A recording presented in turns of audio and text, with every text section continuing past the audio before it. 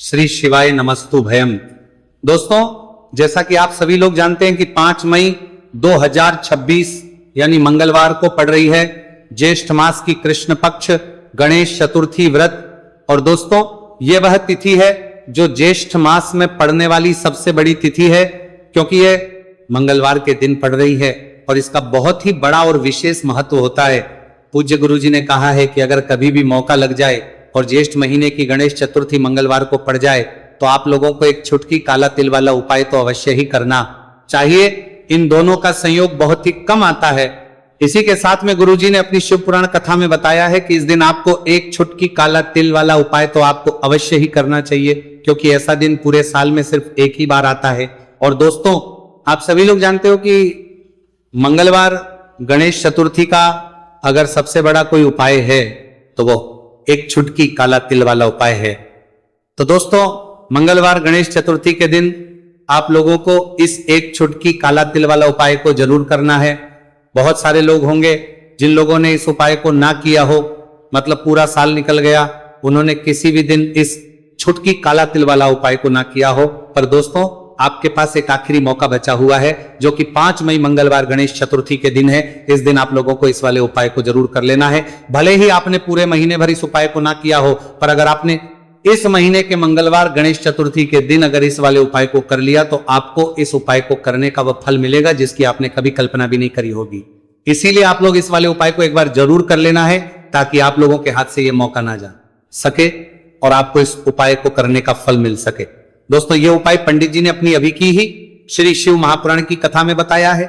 उपाय को आज हम आपको बहुत अच्छे से समझाने वाले हैं। इस वीडियो को देखने के बाद इस उपाय को समझने के लिए आपको कोई और वीडियो को देखने की जरूरत नहीं पड़ेगी। तो चलिए दोस्तों, उपाय को शुरू करते हैं। देखिए, यह इस ज्येष्ठ महीने के मंगलवार गणेश चतुर्थी के दिन ये इतना खास होता है, इतना महत्वपूर्ण होता है, देखा गया है कभी कभी बड़े बड़े पूजा पाठ अनुष्ठान से जो मनोकामना पूर्ण नहीं होते, वो ज्येष्ठ महीने की मंगलवार गणेश चतुर्थी के दिन एक छोटे से उपाय करने से ही आपकी मनोकामना पूर्ण हुई है।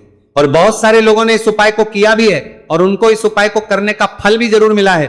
अगर आप लोग भी इस उपाय को करना चाहते हैं तो आप इस उपाय को पहले अच्छे से समझ लेना, सुन लेना, उसके बाद करना, आपको इस उपाय का फल जरूर मिलेगा। और इस उपाय को कर लेने से आपके घर में चाहे किसी भी प्रकार की दुहक और समस्या क्यों ना चल रही हो, आपको उसका कारण भी नहीं पता है कि भाई ये समस्या किस कारण से चल रही, उसका कुछ भी कारण हो सकता है, जैसे पितृदोष हो सकता है या किसी भी तरह का मंगल दोष भी हो सकता है।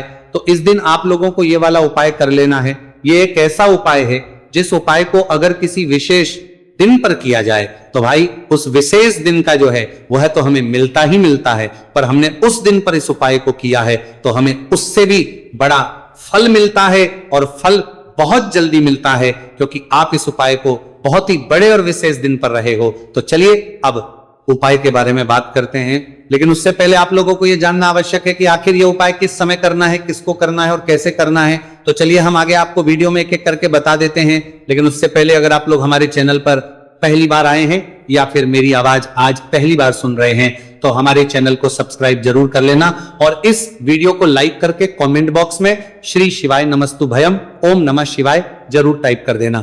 तो दोस्तों, इस एक छुटकी काला तिल वाला उपाय को हमें इस मंगलवार गणेश चतुर्थी के दिन कैसे करना है, किसको करना है, किस समय करना है और कहां पर करना है, ये सारे सवालों के जवाब आपको इस वीडियो में मिल जाएंगे। और जो ये वीडियो देखेगा भाई, उसको एक छुटकी काला तिल वाला उपाय जरूर करना चाहिए, क्योंकि इस दिन काला तिल का भी बहुत ही बड़ा और विशेष महत्व होता है। और बात आ जाए एक छुटकी काला तिल वाला उपाय की, तो ये सोने पे सुहागा वाली बात हो जाती है और ये एक बहुत ही बड़ा उपाय हो जाता है इस मंगलवार गणेश चतुर्थी का। तो अब दोस्तों, इस एक छुटकी काला तिल वाला उपाय को आखिर करना किसको है, सबसे पहले हम लोग वो बात जान लेते हैं। तो देखो, घर की जो बड़ी माताएं बहनें होती हैं, उन माताओं बहनों में से कोई भी एक बड़ी माता बहन इस वाले उपाय को कर सकती है। और दोस्तों, अगर आप तो अपने घर में से सभी सदस्यों को भी इस उपाय को करवा सकते हैं। अगर किसी व्यक्ति की खुद की कोई मनोकामना है, खुद की कोई दुख और परेशानी है जो कि वह अपने लिए ही करना चाहता है इस वाले उपाय को, तो वो खुद अपने लिए भी कर सकता है। बाकी अगर कोई घर में से ऐसा है जो कि अपने पूरे घर परिवार की सुख और शांति के लिए ये वाला उपाय करना चाहता है तो भाई वो भी कर सकता है, उसमें भी कोई दिक्कत वाली बात नहीं है।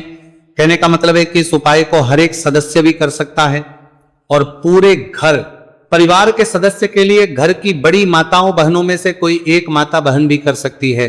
माताएं बहनें अगर घर में उपस्थित ना हो या वह यह वाला उपाय ना कर पा रही हो तो फिर घर का कोई बड़ा सदस्य भी इस एक छुटकी काला तिल वाला उपाय को कर सकता है, चाहे फिर वह पुरुष ही क्यों ना हो, उसमें कोई भी दिक्कत वाली बात नहीं है। उसके बाद में दोस्तों जो अगला प्रश्न निकल आता है वो ये आता है इस उपाय को लेकर कि आखिर इस उपाय को हमें किस समय करना है, सुबह के समय करना है कि शाम के समय करना है।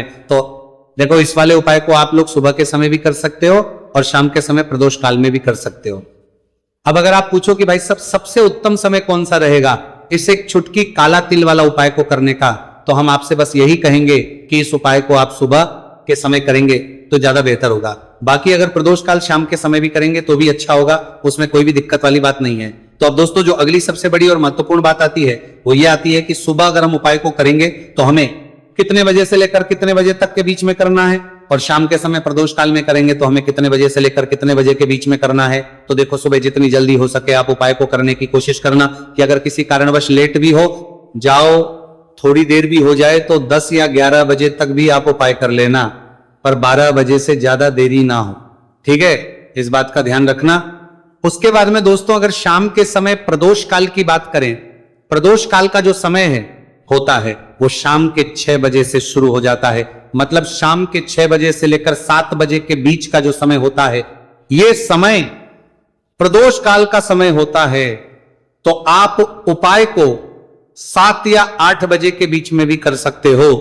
मतलब शाम के 6 बजे से रात 8 बजे के बीच में आप कभी भी इस वाले उपाय को कर सकते हो, उसमें कोई भी दिक्कत वाली बात नहीं है। देखिए यदि आपके जीवन में संकट बहुत ही अधिक चल रहे हो, समस्याएं बहुत ही अधिक चली हो, एक एक रूप खर्च करने आपको बस ओढ़ रहा है, भूमि से जुड़ी हुई कोई भी समस्या हो या फिर आपके विवाह से जुड़ी हुई कोई भी समस्या हो या आपके व्यापार से जुड़ी हुई कोई भी समस्या हो, तो आपकी ये सारी समस्या इस मंगलवार गणेश चतुर्थी के दिन समाप्त होने वाली है।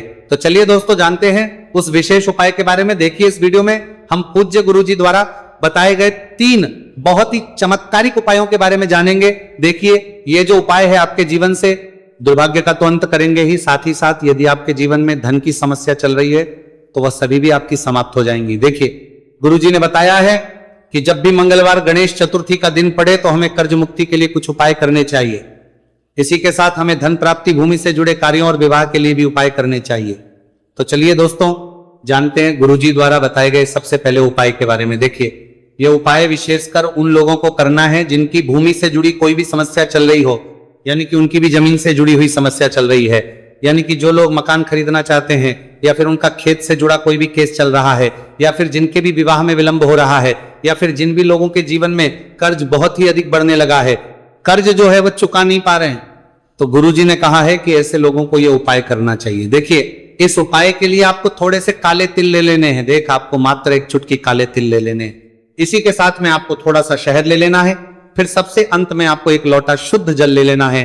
तांबे के पात्र के अंदर आपको अपने घर से शुद्ध जल ले लेना है और इन सभी सामग्रियों को आपको लेकर के पहुंच जाना है भगवान शिव के मंदिर में। देखिए पूज्य गुरुजी ने बताया है कि इस उपाय को आप सुबह से लेकर के शाम तक किसी भी समय में कर सकते हैं। देखिए मंदिर पहुंचने के आप जो काले तिल लेकर के गए थे उनमें आपको थोड़ा सा शहद लगा लेना है। देखिए आप जो शहद लेकर के आए हैं उस शहद में आपको ये काले तिल अच्छे से डुबो देना है और शहद से युक्त ये जो काले तिल हैं इन्हें आपको शिवलिंग पर अर्पित कर देने हैं या फिर आपको शिवलिंग के चारों तरफ अच्छे से काले तिल का लेपन कर देना है। पूज्य गुरुजी ने बताया है कि लेपन करते समय यदि आपके जीवन में कर्ज से जुड़ी समस्याएं चल रही हैं, लेपन करते समय आपको आर्यन मुक्तेश्वर महादेव का स्मरण करना है या फिर आपके जीवन में विवाह से संबंधित या फिर जमीन से संबंधित कोई भी समस्या चल रही है तो फिर आपको मंगलेश्वर महादेव का स्मरण करना है। इसके बाद जो आप जल लेकर के आए हैं उसे आपको धीरे धीरे शिवलिंग पर अर्पित कर देना है तथा आपको लगातार शिव महापुराण के मूल मंत्र श्री शिवाय नमस्तु भयम इस मंत्र का जाप करते रहना है। पूज्य गुरुजी ने बताया है कि सिर्फ एक मंगलवार गणेश चतुर्थी यह उपाय करके देखना और आप स्वयं देखेंगे कि 2 से 3 महीने के अंदर आपके जीवन से जुड़ी हुई जो भी समस्याएं हैं, बस सभी समस्या बहुत ही जल्द महादेव की कृपा से दूर होने लगेगी। तो दोस्तों, इस प्रकार से आपको यह पहला उपाय ना है। अब हम जानते हैं दूसरे विशेष उपाय के बारे में। देखिए, इस उपाय के लिए आपको एक प्यारी सी बेलपत्र ले लेनी है। इसी के साथ में एक लोटा शुद्ध जल लेना है तांबे के पात्र के अंदर, और इसी के साथ में आपको थोड़ा सा शहद ले लेना है।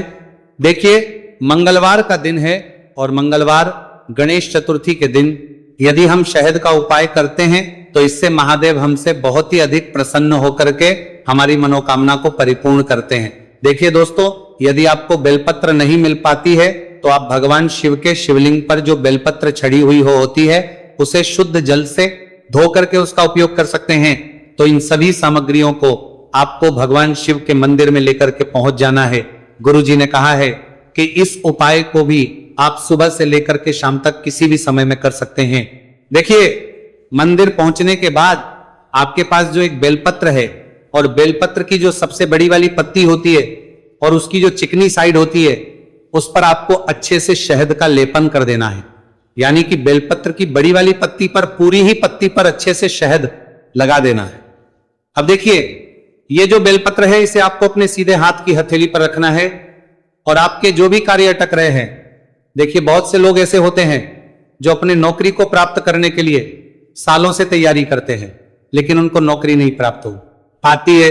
बहुत से ऐसे लोग होते हैं जो बहुत ही मेहनत करते हैं, धन भक्ति के लिए बहुत अधिक प्रयास करते हैं लेकिन फिर भी उनको धन प्राप्त नहीं हो पाता है। तो गुरुजी ने बताया है कि जब भी आपको अपने कार्यों में सफलता ना मिले तो फिर आपको मंगलवार के दिन इस उपाय को अवश्य करना चाहिए। देखिए, अब आपको जिस भी कार्य में सफलता प्राप्ति करनी है उस कार्य को सफल बनाने के लिए आपको महादेव से प्रार्थना कर लेनी है और फिर ये जो एक बेलपत्र है इसे आपको भगवान शिव के शिवलिंग पर अर्पित कर देनी है। देखिए, बेलपत्र की चिकनी साइड जिस पर आपने शहद लगाए हैं वह शिवलिंग से स्पर्श रहेगी और इसकी जो डंडी है वो आपको जलाधारी की ओर रखनी है।